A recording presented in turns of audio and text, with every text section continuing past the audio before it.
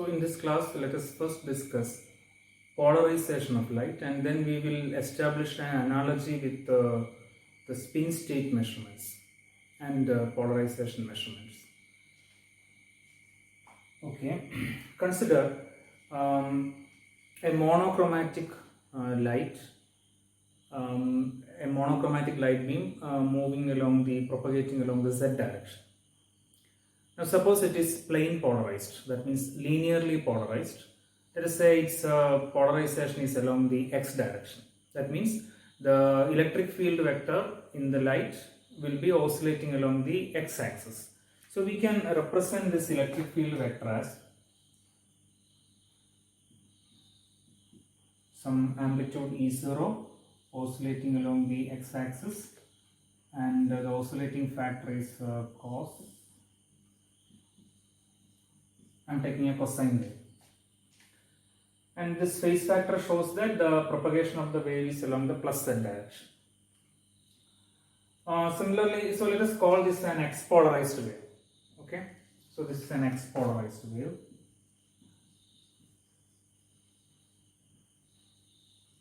X polarized light. Similarly, a y polarized light. In the case of a y polarized light, the electric field vector will be along the y axis. Consider a y polarized light moving along the z axis. Propagation is along the z direction. So this is y polarized.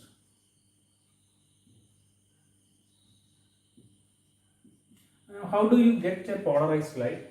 When unpolarized light is passed through a Polaroid film, you get polarized light. So a Polaroid film can be considered as a filter. Now, a Polaroid film that separates from an unpolarized light, a Polaroid film that separates only X-polarized light, such a film can be called an X filter. Similarly, a Polaroid film that separates from unpolarized light, light polarized along the Y-axis, such a Polaroid film can be called a Y filter. Okay, so now an X filter can be converted into Y filter if you rotate the X filter by 90 degree about the direction of propagation, here the Z axis. Okay, now let us consider this experiment. If you have unpolarized light, when you pass it through an X filter, okay, what you get is X polarized light. This is unpolarized. So it is passed through X filter, we get X polarized light. Now suppose you again pass it through Y filter. Okay, then you get no light. This is an established result. Okay, when an X polarized light is passed through a Y filter, you will get no light. Now you consider another type of polarization. Suppose consider polarization or polarized light with electric field vector vibrating, making an angle 45 degree with the x-axis. Okay, so 45 degree with the x-axis. Let us call it x prime polarized light. Similarly, 45 degree with the minus x-axis, let us call it y prime polarized light. Okay, so x prime polarized light is making, okay, I will draw a diagram. Suppose this is x direction, this is y direction. Let us consider a unit circle here. Okay, the radius is 1. So let us consider the different unit vectors. So this is x vector, unit vector along the x-axis. This is the unit vector along the y-axis, y cap. Now this is x prime cap, okay, making 45 degree with the x-axis. Okay, so an electric field vector vibrating along x direction is X polarized light. Electric field vector vibrating along y direction in light, then that is Y polarized light. Electric field vector vibrating along this direction will be X prime polarized light. Similarly, this direction is the y prime direction, making 45-degree angle with the minus x-axis. Okay, this is minus x-axis, minus xk. This is y prime polarized. So in a light, if electric field vector is vibrating along this direction, that is x prime polarized light. If the electric field vector is vibrating along this direction, that is y prime polarized light. Okay. So that is x prime polarized light. Now let us repeat this experiment in slightly different way. You have unpolarized light passed through X filter.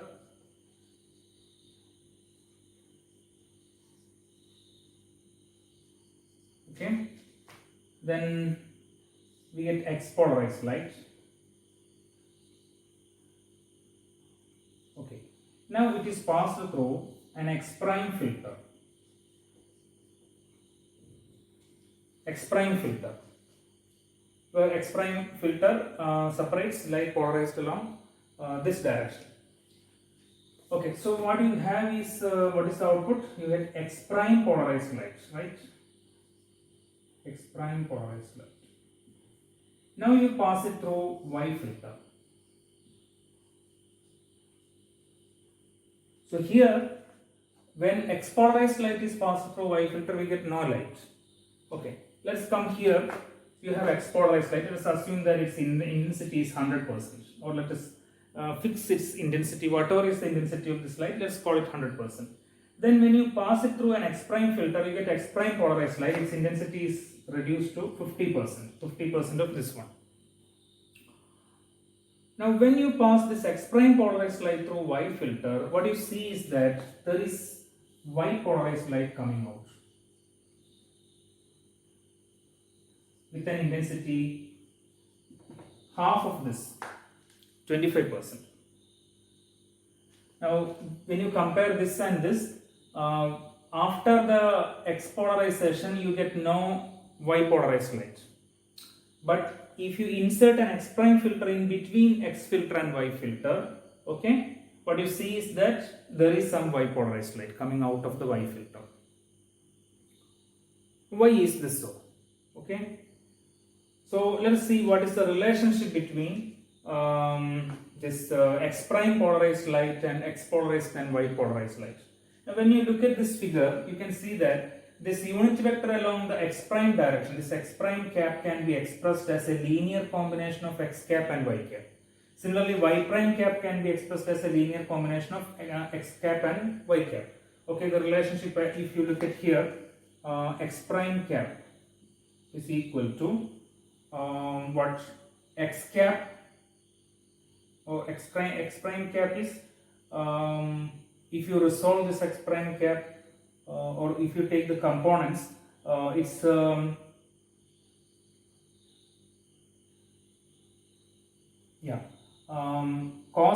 cosine component of X cap and cosine component of Y cap. Okay, so what you get is X cap cos 45 plus Y cap cos 45. Okay, so what is cos 45? 1 by root 2. So 1 by root 2 cos 45 times X cap plus cos 45, that is 1 by root 2 times Y cap. That is X prime cap. Similarly, what is Y prime cap? Cosine component of minus X cap. So minus X cap times cos 45. Cos 45 is again 1 by root 2 minus X cap. And a cos 45 component of Y cap. So plus 1 by root 2 Y cap. So this X prime cap and Y prime cap we can express as linear combination of X cap and Y cap. That means X prime polarized light, the electric field of X prime polarized light we can express as linear combination of electric field along X direction and Y. That means X prime polarized light we can express as linear combination of X polarized light and Y polarized light.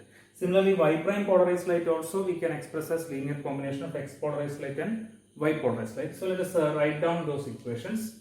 The electric field of X prime polarized light can be expressed as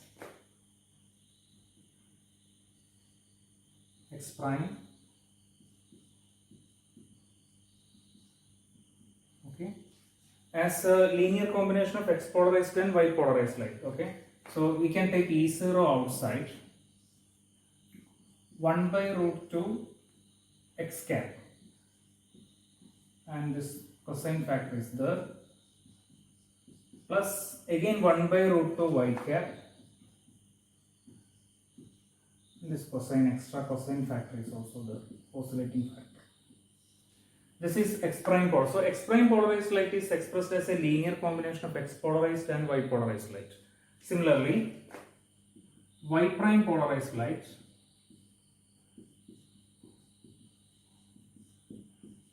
can be expressed as a linear combination. We have to use this linear combination. So minus 1 by root 2 x cap oscillating factor plus 1 by root 2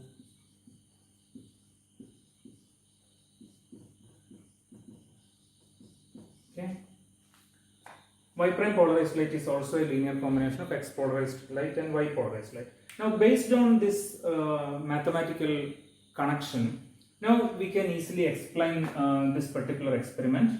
See, when this x polarized light is fed into x prime filter, see what we can do is here we have expressed x prime polarized light as a linear combination of x polarized and y polarized light, y prime polarized light as a linear combination of x polarized and y polarized light. Now suppose we invert these equations, these two equations, then x polarized light can be expressed as a linear combination of these two, x prime and y prime polarized light. Similarly, y polarized light can be expressed as a linear combination of these two. We can just invert this equation and write here also we can invert. We can write x cap as a linear combination of x prime and y cap as a linear combination of x. You can just add, multiply with proper coefficient, rearrange, that's all. So we can invert this. So this x polarized light, when you feed it into x prime filter, this x polarized light is actually a linear combination of, it contains components of x prime polarized light as well as y prime polarized light. Now this x prime filter selects only x prime polarized part from this x polarized light. Therefore, x polarized light consists of 50% x prime polarized light and 50% y prime polarized light. This filter selects the x prime polarized part. So that's why the output is x prime polarized with 50% intensity compared to this one. Now when you feed it into y filter, this x prime polarized light here, it's a linear combination of x polarized and y polarized light, 50% x polarized light, 50% y polarized light. Therefore, this y filter selects the y polarized part from this one. So its output is y polarized with further 50% reduction in intensity. So its intensity reduces by again half. So here the intensity is already reduced by 50% and again it is reduced by half, 25% compared to this one. Okay. So this is the way. This is how we explain. So this is a linear combination of x prime and y prime polarized light, and this selects only x prime polarized part. And this is a linear combination of x polarized and y polarized part, and this filter selects only y polarized part. That's how we get this. Now let's go back to, with this idea, let's go back to our sequential Stern-Gerlach experiment. Okay. In fact, this particular experiment is analogous to we have discussed different Stern-Gerlach experiments. Look at experiment 3A. This was our experiment 3A. We can see that when this unpolarized light, this is analogous to this incident beam with random spin orientations.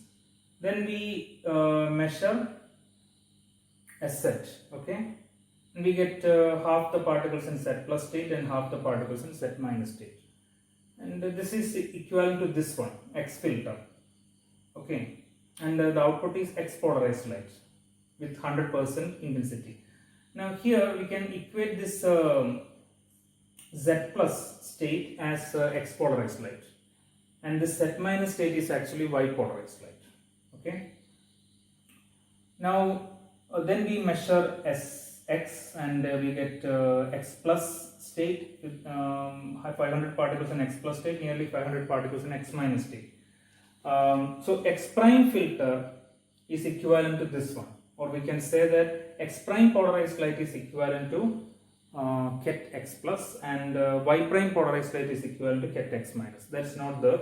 Okay, that's equal to x minus, and this is fed to again S set.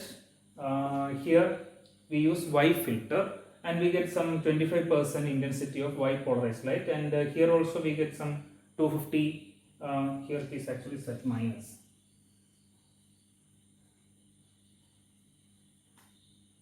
250 particles in set minus state. So if you compare this and this, here intensity, suppose you take this 1000 as 100%, here the number of particles is reduced to 500, that is intensity is reduced by half. Here intensity is further reduced, 250 particles, that is 25%, 25% of this one. 250 particles compared to 1000 is 25% of this 100% beam. Okay, so this experiment is quite analogous to this experiment, provided we make the following correspondence, that is this set plus state is correspond to X filter or X polarized light.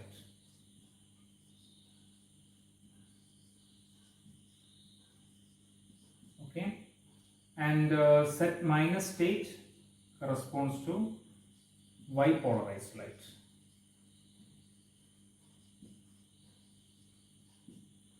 Then X plus state, here this corresponds to X prime polarized light.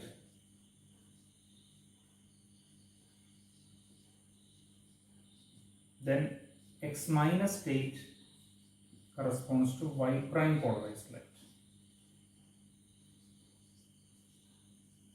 So if you make this correspondence, then this experiment is quite identical to this experiment. So following this analogy, we have seen here that X prime polarized light and Y prime polarized light can be expressed in terms of X polarized and Y polarized light, and inverting this equation, these two equations, we can express X polarized light as a linear combination of X prime and Y prime polarized light. Similarly, Y polarized light is also a linear combination of X prime and Y prime polarized light.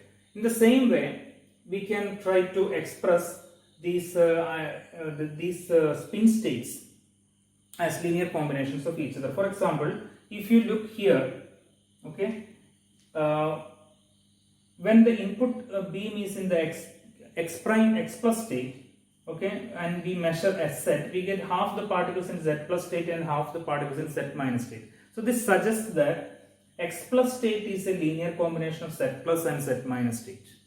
Okay, or in another way of saying is that just like we have done in the case of polarization vectors, okay, this spin state can be considered as, can be represented as some vector in some kind of vector space, in an abstract vector space, in an abstract two-dimensional vector space, okay, where this Z plus and Z minus acts as basis vectors or base vectors.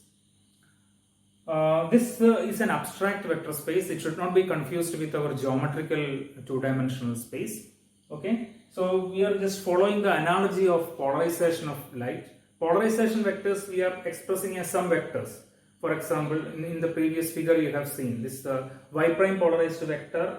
It's making 45-degree angle with the x-axis. So it can be expressed as a linear combination of X polarized light and Y polarized light. In the same way, this X prime state can be considered as some abstract vector in this abstract vector space, two-dimensional vector space, and this Z plus state and Z minus state can be considered as base vectors of that vector space. So following this equation, okay, we can write ket X plus ket X plus. This is a conjecture, okay. It may be possible to write ket X plus as a linear combination of ket Z plus and ket Z minus, okay, following this same procedure. Okay, we are using this correspondence. Z plus is considered as X polarized light, Z minus is considered as Y polarized light, and X plus is considered as X prime polarized light. So we can use this equation. X prime polarized light is a linear combination of X polarized and Y polarized light. In the same way, ket X plus can be a linear combination of ket Z plus and ket Z minus. Let us use the following, the same coefficient. So 1 by root 2 ket Z plus 1 by root 2 ket Z minus. This is one conjecture, one hypothesis. Similarly, ket X minus, which is equivalent to Y prime polarized light. Okay, so we can follow this equation. So ket X prime X minus we may write. Okay, again it's a hypothesis. Again as a linear combination of just like this is a linear combination of X polarized and Y polarized light. Ket X minus can be expressed as a linear combination of these two base vectors with different coefficients, and here it is minus 1 by root 2, here also this is plus 1 by root 2 again. Okay, so we make the conjecture that ket X plus can be a linear combination of Z plus and Z minus. Ket X minus can be a linear combination of Z plus and Z minus. Again, you can see that by inverting these two equations, you can write ket Z plus as a linear combination of X plus and X minus, Z minus also as a linear combination of X plus and X minus. We can just invert these equations. Then the explanation of this experiment is very easy. Consider here Z plus, this beam is entering Stern-Gerlach apparatus measuring spin along the X direction. Okay, but Z plus can be expressed as a linear combination of X plus and X minus. So the output is half of them in the X plus state, half of them in the X minus state. Now X plus is fed to Stern-Gerlach apparatus measuring spin component along the Z direction, but X plus is also a linear combination of Z plus and Z minus. So naturally half the particles are in Z plus state, half the particles are in Z minus state. The explanation is very easy. So this type of an experiment and its analogy with fairly established, already established polarization of light shows that, okay, just like polarization vectors can be expressed as linear combinations of other polarization vectors, we can express the spin states of an atom, okay, a spin state of an atom as some vector in an abstract two-dimensional vector space. Okay, so that is the idea. So a general spin state can be expressed as a linear combination of basis states, basis vectors in this abstract two-dimensional vector space. Two-dimensional because this is a spin half system. Okay, for a different system, the dimension of the abstract vector space can be different. So this particular insight that we gain from this analogy with polarization of light. Now we can ask the question, how do we, if X plus and X minus are linear combination of Z plus and Z minus like this, suppose these conjectures are correct, then how do we express Y plus and Y minus? Y plus state and ket Y plus state and ket Y minus state in terms of Z plus and Z minus. Okay.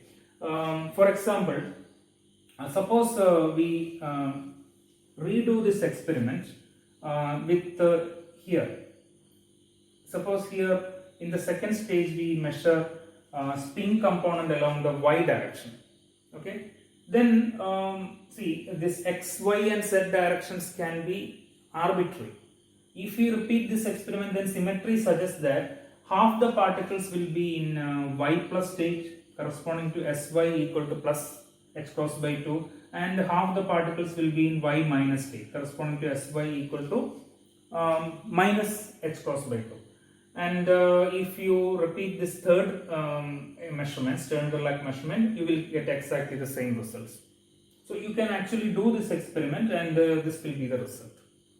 So how do we explain this? So this clearly shows that, for example, this shows that Y plus state is a linear combination of Z plus and Z minus state. And inverting the thing, you can say that Z plus state is also a linear combination of Y plus and Y minus state. Then what is the relationship? How do we express Y plus state as a linear combination of Z plus and Z minus state? See, you cannot write Y plus like this and Y minus like this because these relations are already there. And if you write like this, then ket X plus will be equal to ket Y plus. Ket X minus will be equal to ket Y minus. That's not possible. They are two distinct states. So what is the relationship between Y plus state and Z plus and Z minus states? How do we write this? Now, in order to understand this question, again let's go back to the analogy with polarization of light. We have seen that if you take an X prime polarized light or Y prime polarized light, it's a linear combination of X polarized light and Y polarized light. Now, in the same way, there is another type of polarized light, circularly polarized light. Circularly polarized light is different from light polarized along 45-degree angle with the x-axis. That is x prime polarized light or y prime polarized light. It's different. But when it is passed through an X filter, then we get X polarized light with 50% reduction in intensity. When it is passed through a Y filter, again we get a Y polarized light with 50% intensity compared to the original circularly polarized light. So this shows that a circularly polarized light can be expressed as a linear combination of X polarized light and Y polarized light. Okay. In fact, it's a linear combination of X polarized light and Y polarized light. With if it is a right circularly polarized light, then the electric field of the Y polarized light is 90-degree out of phase with that of the X polarized light. Okay. So let us try to write it. The electric field of a right circularly polarized light can be written as E0 is the magnitude. So it's a linear combination of X polarized light and Y polarized light. So 1 by root 2 X cos, okay, plus 1 by root 2 Y polarized light. This time the phase has a 90-degree out. There is an extra 90-degree. This is right circularly polarized light. If it is left circularly polarized light, then it will be minus pi by 2. Okay. So both are out of phase. That means Y polarized light and X polarized component will be out of phase by 90-degree. It's plus pi by 2 for right circularly polarized light, minus pi by 2 for left circularly polarized light. Okay. Now let us rewrite this in terms of complex notation. That is, we can use this. Let us introduce this complex quantity epsilon. Suppose real part of epsilon is equal to this quantity E by E0. Okay, if you take E by E0, this is a real electric field, and we can introduce a complex quantity epsilon whose real part is this. Then how do we write epsilon? Okay, there will be complex terms. So epsilon is equal to, we can write 1 by root 2 x e raised to I kz minus omega t, correct? This involves cos kz minus omega t plus I sin kz minus omega t, and if we take the real part, we will get like this. That's the idea. And this term will be 1 by root 2 y cap e raised to I kz minus omega t plus pi by 2. Okay, now I can take this e raised to I pi by 2 outside. Therefore,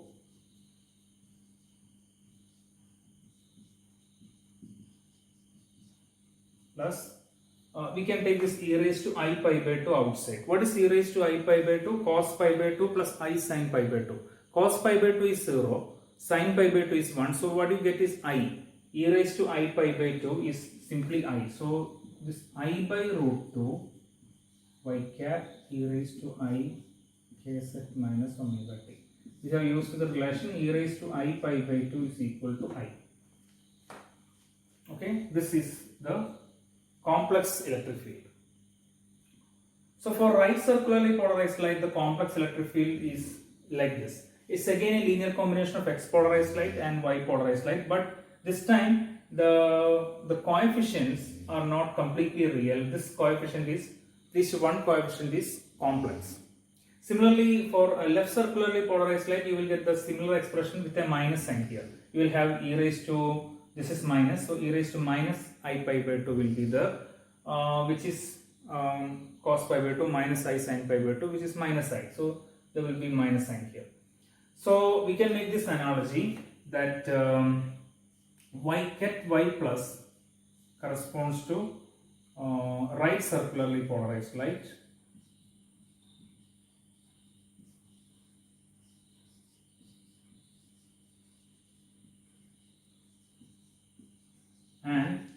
ket y minus corresponds to left circularly polarized light. Okay, so in the same way we can try to write ket y plus and ket y minus in terms of instead of x polarized and y polarized light, we have z plus and z minus, which are the base vectors of our abstract vector space. So we can write ket y plus, this is a conjecture again, okay, this is equal to 1 by root 2 ket z plus I by root 2 following this ket z minus.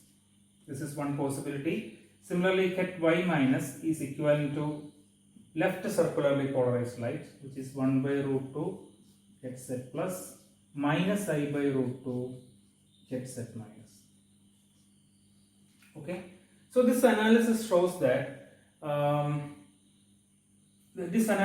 actually two points, two characteristics of the state of a quantum system. That is, now we know that, or we have get a feeling that the state of a quantum system, for example, in our discussion, it's the spin state of an atom. Okay, this can be considered as some kind of a vector in an abstract vector space.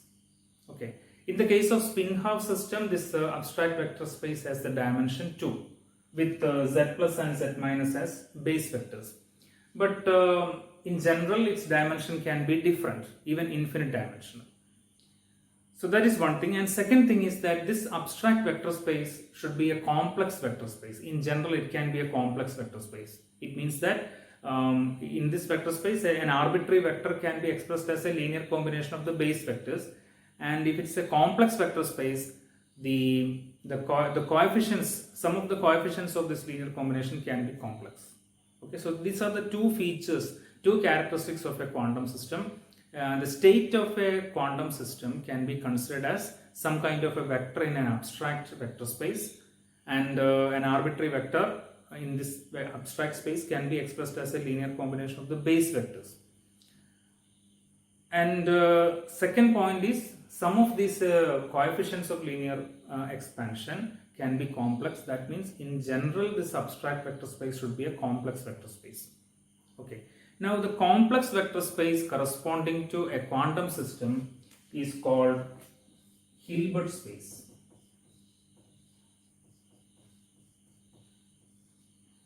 Okay. So for the spin half system, Hilbert space is two-dimensional, but in general Hilbert space can be finite dimensional, and in general it can be infinite dimensional also. Okay. So we will study in detail the properties of the Hilbert space.